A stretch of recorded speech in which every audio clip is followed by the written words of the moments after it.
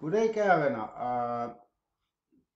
Som I kan se, jeg har sådan set skrevet deroppe, nu går jeg lidt udenom, fordi så vil jeg ikke forstyrre det. Jeg leger med den her værktøj.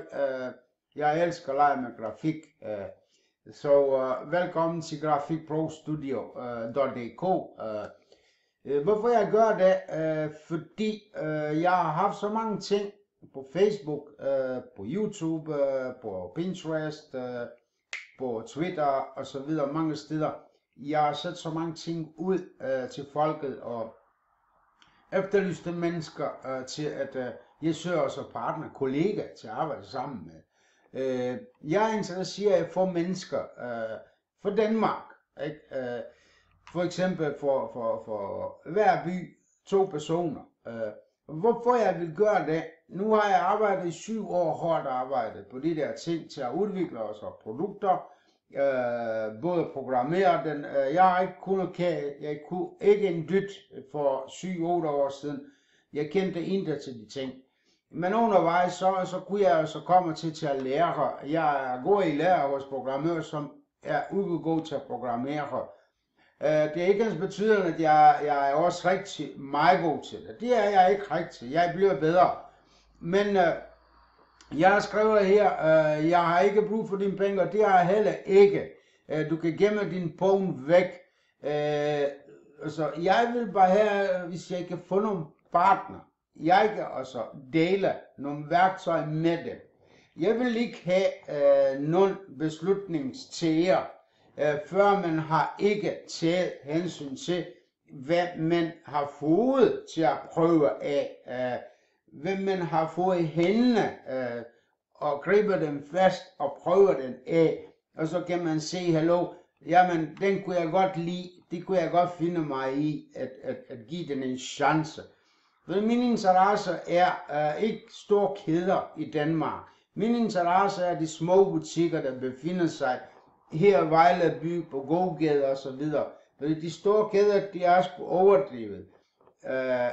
De kvæler de små butikker, og det er det, jeg har så knoklet på i de 7 år, at lave en grobund og bygge nogle ting op på bunden af.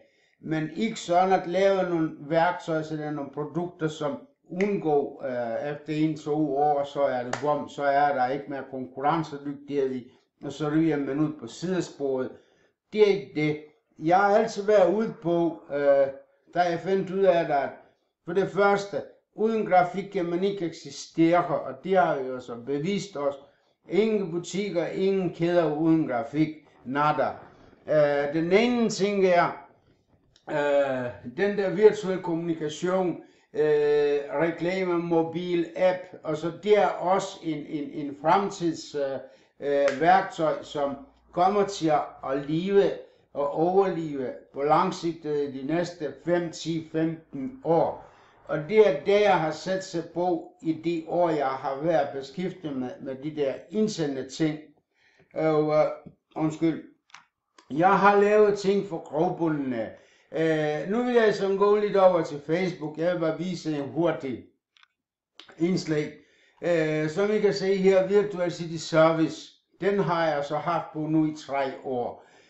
Jeg har tilbudt til folk alt muligt her. Få den gratis, få den gratis, få den gratis, få den gratis. Jeg er villig til at give væk ting til folk til at prøve den af. Jeg ved, at arbejdsløsheden er stor, og det bliver værd ved tiden.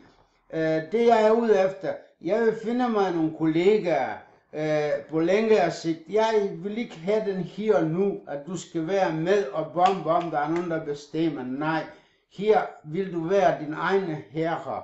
Her får du lov til at være dig selv, og det du vælger, du kommer til at arbejde med.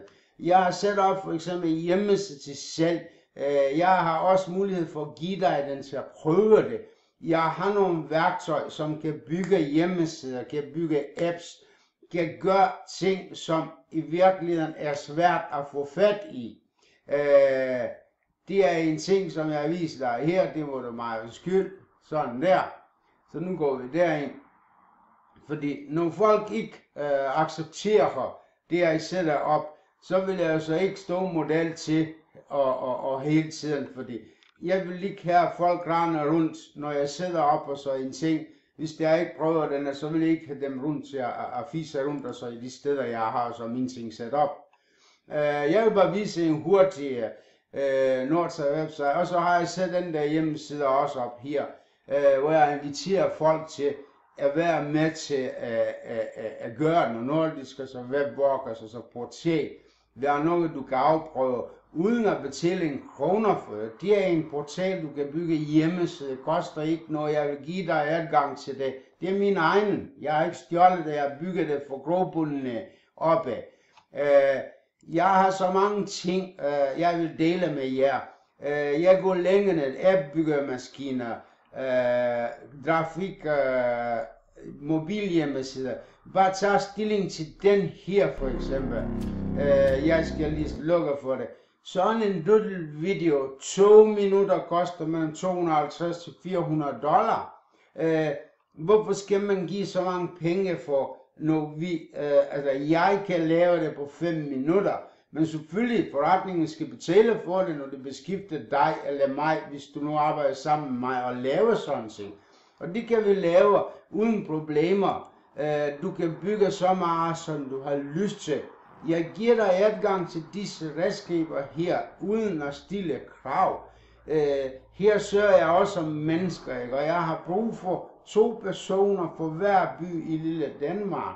Fordi jeg vil meget gerne også hjælpe små butikker frem i lyset, og få dem til at være konkurrencedygtige på markedet, ved at lancere dem frem på det mobile marked. Fordi det er det, folk har dem i deres baglån på deres mobiltelefoner. Og som du kan se, jeg laver det sådan invitationer. Invitation efter invitation. Jeg har sat nogle værktøjer op. Jeg har masser af værktøjer, tonsvis af værktøjer, jeg har. Og det er ikke noget, så jeg har bare fået dem foræret. Det er hårdt arbejde, usøvnlige nætter. Mange har jeg købt, mange har jeg bygget selv. Mange har jeg været med til at bygge.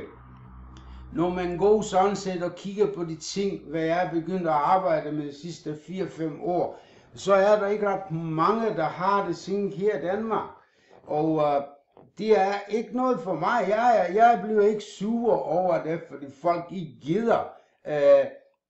Jeg forstår det udmærket, at folk tvivler. For eksempel, nu har jeg sådan en City Service Agency. Det er også en side, hvor jeg har den. Jeg kan sætte den op, sådan set, jeg har licensen til det. Jeg kan sætte det op på hjemmesiden, jeg kan tale med jer ansigt til ansigt, uden problemer. Sådan ting vil jeg give til folket væk, fordi jeg ved, folk sidder derhjemme alene og keder sig. Har ingen sig nær, har ingen til at tale med. Og så folk æder sig, altså, og det er svært, der har vi også selvmord i Danmark. Hvor folk begår selvmord, fordi de sidder alene, og de gider sig i helvedes tid. Så de gider livet, så bam, så de færdige der. Hvorfor skal de gøre det, når vi har så mange redskaber? Det er simpelthen så meget på markedet. Og det koster ikke noget, hvis man ved, hvordan man skal behandle dem. Men det der vigtigste er i den her station, hvor jeg har mit eget. Jeg har licens til det, jeg har patent til det. Og der er ikke noget, der kommer til at fratage rettigheder for nogen som helst. Og det er ikke nok med det. Jeg gør min bedste. Men jeg vil ikke lade være, fordi jeg ved, der er behov for det. Og jeg ved, jeg får på et eller andet tidspunkt i mennesker, men bliver det ikke for Danmark, så desværre, så bliver det for udlandet. Fordi jeg kan ikke blive ved. Og jeg bager ikke nej, fordi jeg giver ret til folket, at de tvivler. Og det skal man også gøre. Man skal ikke bare kaste sig ud af blå, og så siger man, okay, kom du bare lille ven, jeg accepterer alt, hvad du kommer med, ikke? Fordi sådan er verden ikke støbt sammen. Men for at give chancer også til mange andre mennesker, så nu, de skal vi også være lidt mere åben, mere solidarisk, fordi arbejdsmarkedet, der er ikke, de siger, det er mangel på arbejdspladser. Men hvorfor så producere så meget robotter til at afskedige folk? Det lader man lidt arbejde forsvinder fra markedet. Du bliver nødt til at skaffe noget. Du kan selv træde i din række og gøre noget for dig selv for at kunne eksistere. din familie, ikke? For ikke gå for hus og hjem, for børn, koner, ikke? Det er synd for de små børn, det er jo ikke skyldige i, at far og mor går for hinanden, men hvad gør vi med dem? Vi bruger dem som kærestebolle mellem familie, ikke? Og de små spioner, ikke? Og hvad gør far, hvad gør mor? Undskyld, det er ikke noget nyt for mig, jeg kender den situation, og så er det den der omflakkede tilværelse, den kender jeg også til. Og jeg er ikke ude på at snyde noget. Jeg er ude på til at hjælpe noget. Jeg er ude på til at finde sammen med nogle mennesker, som i virkeligheden har overvejet at gøre noget for at komme videre i livet. Jeg vil ikke snyde dig eller nogen som helst. Og som sagt, hold din bog væk. Jeg vil ikke have dine penge. Det har jeg ikke brug for. Du kan beholde dine penge, fordi jeg har masse webrelaterede redskaber. Jeg har platformer til apps, til mobilhjemmeside, til reklamer, til video, til doodle, til grafik, til alt hvad der befinder sig inden for webrelateret marked, reklamemarked, forretningsmarked. Så dine penge har intet betydning for mig. Det er ikke penge, som driver mig. Og det har det aldrig været, fordi jeg har været for lille ven til alt for mange penge. Så i dag, penge for mig betyder ikke så meget. Det er meget mere livskvalitet betyder for mig for meget. Og hvordan mine mennesker oplever mig, og jeg oplever dem. Og jeg vil helst have en gensidig tillid med dem, i stedet for at gå i togten på hinanden, og så have det halvvejs med hinanden. Og jeg vil være din ven, jeg vil være din partner, ikke? Er du altså villig til at prøve, og så give dig en chance, jeg vil ikke snyde dig. Men er du ikke interesseret, jeg vil ikke så falde på knæ til at bære dig om, at hey, du skal. Det skal du ikke, hvis du ikke vil det. Så hold du bare dig for dig selv, fordi jeg er ikke interesseret i mennesker, der skal skubbes frem. Du skal selv skubbe dig frem. Her har du hjælp til selvhjælp.